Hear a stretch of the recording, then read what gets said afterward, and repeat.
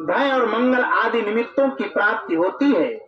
यदि कर्मों को ही सब कुछ मान कर उनसे भिन्न जीवों के कर्म का फल देने वाला ईश्वर माना भी जाए तो वह कर्म करने वालों को ही उनके कर्म के अनुसार फल दे सकता है। तब हमें इंद्र की क्या आवश्यकता है? देखिए, तो फिर हमको इंद्र की आवश्यकता क्या है, नवग्रह की आवश्यकता क्या है? वो तो फिर हमारे हाथ में है। हमारे यहाँ दो बातें रामायण में भी बताई गई। पहले कर्म को तो प्रधान माना गया, करी राखा और जो जस करई सो तस फल चाखा। कर्म को प्रधान माना गया।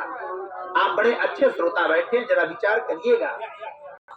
कहाँ हुई है सोई जो ओई है सोई जो राम रचि राखा, तो को करी तर्क बढ़ावही शाखा। जो भगवान लिखे होंगे वही होगा। यह बात भी सत्य है। विधिना ने जो लिख दिया छठी रात में, बिना परमात्मा के पत्ता भी डोलने वाला नहीं है। ईश्वर जैसा चाहेंगे वैसा ही होगा, चाहेंगे वही होगा।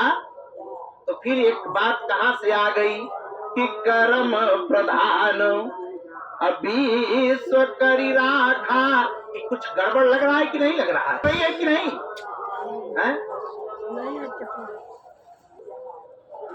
कर्म ही अगर प्रधान है तो फिर ये कहां से आ गया हुई है सोई जो राम रचि राखा? जब ये सत्य है कि जो ईश्वर लिखे होंगे वही होगा, तो फिर हम अपना आराम से पड़े रहें। लेकिन नहीं, इसका निरूपण शास्त्रकारों ने बहुत अच्छे ढंग से बताया।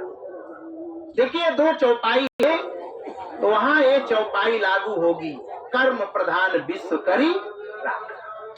सुबह जाग करके दिन भर अपना आप कर्म करिए।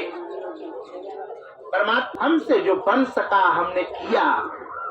अब हुई है सोई जो राम रचि राखा, अको करी तर्क बढ़ावन शाखा। प्रभु, फल तो आपके हाथों में है। हमसे जो बन सका, थोड़ा सा हमने कर्म को कर दिया। अब जैसा आप चाहिए वैसा आप करो।